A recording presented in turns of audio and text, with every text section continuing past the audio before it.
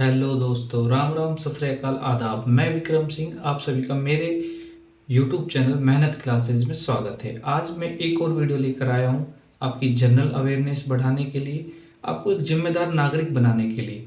ये वीडियो है सरकारी स्कूल के हालात खराब, इसका जिम्मेदार कौन है? क्या सरकार जिम्मेदार है?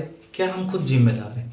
इसके बारे में हम थोड़ी विस्तार से चर्चा करेंगे। पहले मैं आपको थोड़ी इसकी पृष्ठभूमि बताऊंगा, इससे टॉपिक से आपको जोड़ने की कोशिश करूंगा और फिर मैं आपको बताऊंगा इसका जिम्मेदार कौन है।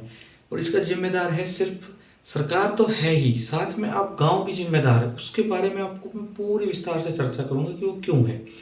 पहली बात, पहले संविधान हमें एक एक्ट बनाकर देती है।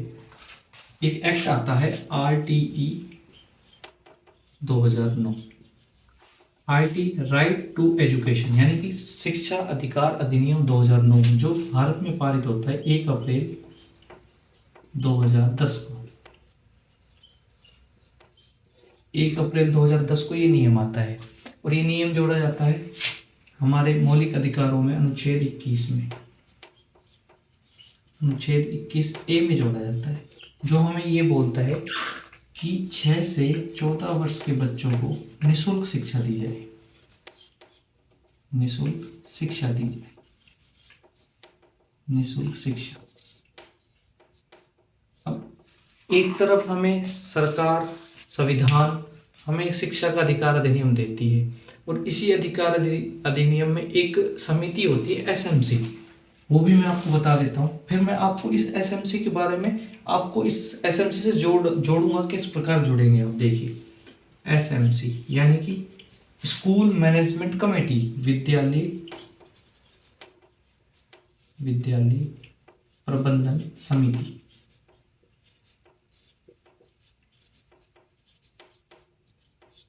विद्यालय प्रबंधन समिति। अब आप ये पूछेंगे कि आप SMC क्यों बता रहे हैं। देखिए, मैं अब आपको बताऊं कि अगर मान लीजिए मैं हूं या आप हैं, आपके गांव में सरकारी स्कूल होगा, मान लीजिए उसकी बिल्डिंग खराब हो रही है, उसकी छत टपक रही है, पानी आ रहा है, चार दीवारी नहीं है, पानी की टंकी नहीं है, साफ सफाई नहीं है, शौचालय नहीं है, तो इसका जिम्मेदार सरकार तो है ही, इसका जिम्मेदार आप खुद भी हैं। आप गांव के सदस्य होते हुए भी स्कूल की जिम्मेदारी नहीं देख रहे। ये आपकी भी जिम्मेदारी है, ना कि पूरे स्कूल की, ना कि सरकार की, ये आपकी सबसे ज़्यादा जिम्मेदारी। क्यों? क्योंकि आपके बच्चे वहाँ पढ़ते हैं, आपको अपने बच्चों का भविष्य देखना होगा और ये सरकार भी आपको बहुत अच्छा मौका देती है और आपके ही हाथ में सारा मैनेजमेंट, आपके ही हाथ में होता है, ना कि किसी और के हाथ में। देखिए SMC होती क्या है, विद्यालय प्रबंधन समिति। इसमें टोटल 15 से 21 सदस्य बनाए जाते हैं, 15 से 21 सदस्य। इसमें क्या होता है, 75% जो सदस्य होते हैं ना, वो माता पिता ही होते हैं, बच्चों के माता पिता, जिनके बच्चे स्कूल में पढ़ रहे हैं। अब आप ही माता पिता, और इसके जो अध्यक्ष बनाए जाते हैं, इस समिति के जो अध्यक्ष होते हैं, वो भी किसी बच्चे के माता या पिता में से एक होता है, माता या पिता में से एक होता है, ये अध्यक्ष हैं। और इस SMC की सिफारिश पर ही SDP बनता है, मतलब अगले 3 साल के लिए स्कूल डेवलपमेंट प्रोग्राम बनता है। ये प्लान भी कौन करता है? SMC करती है। SMC का काम क्या होता है? SMC का काम होता है स्कूल में बच्चे जो ड्रॉप आउट कर चुके हैं उनका नामांकन दोबारा करवाया जाए। कुछ बच्चे नामांकित होते हैं लेकिन स्कूल में नहीं आते, उनके घर घर जाकर उनको जागरूक करना, उनको अवेयर करना कि आप अपने बच्चों को स्कूल भेजिए, उनको पढ़ाने के। और दूसरा एक काम SMC का ये होता है कि स्कूल का जो मैनेजमेंट है उसको देखा जाए, भाई साफ सफाई है या नहीं, ये SMC का काम होता है। ये SMC के बिना ना ही टीचर्स कुछ कर सकते हैं, ना ही कोई और कुछ कर सकता है। SMC ही चाहेगी, अगर SMC चाहे तो बहुत कुछ करवा सकती है। अगर आप गांव के, अगर SMC के सदस्य हैं, अगर आप चाहें तो अपने स्कूल, जो गवर्नमेंट स्कूल है, उसका स्वरूप बदल सकते हैं। आप मात्र कुछ दिनों में, कुछ महीनों में, कुछ सालों में आप अपने स्कूल का जो जितना भी खराब स्वरूप हो उसको अच्छे स्वरूप में ला सकते हैं। ये आप कर सकते हैं, ये गांव का एक नागरिक कर सकता है। SMC चाहे तो ये देख सकता है कि टीचर्स टाइम पे आ रहे हैं या नहीं। SMC चाहे कि स्कूल में पानी की व्यवस्था है या नहीं, शुद्ध पानी मिल रहा है या खराब पानी बच्चों को मिल रहा है। SMC चाहे तो मिड डे मील की योजना देख सकती है, बच्चों को आहार पूरा मिल रहा है या नहीं, शौच की व्यवस्था है या नहीं, बाथरूम है या नहीं, स्कूल के चार दीवारी है या नहीं। ये SMC का काम है। और अगर गाँव चाहे, गांव देखो, हर कोई ये सोचता है, चाहे मैं हूं या आप हो, हर कोई ये सोचता है मैं क्यों करूं, मैं क्यों करूं, हर कोई ये सोचता है। देखिए, एक कहावत है कि भारत देश की चिंता तो मुझे भी बहुत थी, पर मेरा पेट भर गया, मैं सो गया।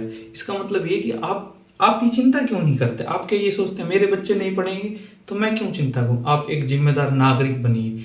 भारत देश का एक नागरिक होना और सामान्य व्यक्ति होने में बहुत फर्क है। अगर आप नागरिक बनेंगे तो ये देश का यहाँ से काफ़ी ऊपर चला जाएगा। पहले अपने गांव को सुधारिए। आपको एक जिम्मेदारी उठानी होगी स्कूल के खिलाफ।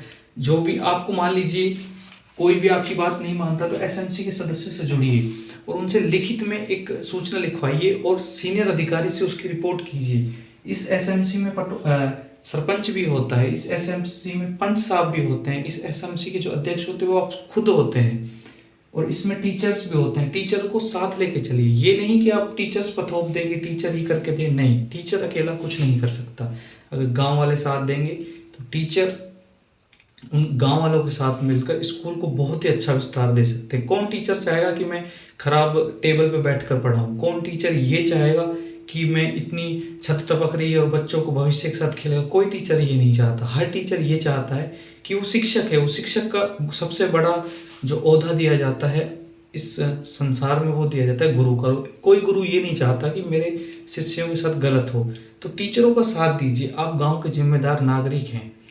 आप स्कूल को बेहतर बनाइए। स्कूल में हर मंथ में मीटिंग कराइए, आप हर मंथ में, और आप हर जगह जाके कुछ ना कुछ दान कीजिए, पंखा दान कीजिए, कुछ ना कुछ आप दान, पानी की टंकी दान दे दीजिए। ये ऐसी चीज़ें दीजिए। ये है सरकारी स्कूल के हालात। इसके जिम्मेदार हम खुद हैं, ना कि सरकार या कोई और।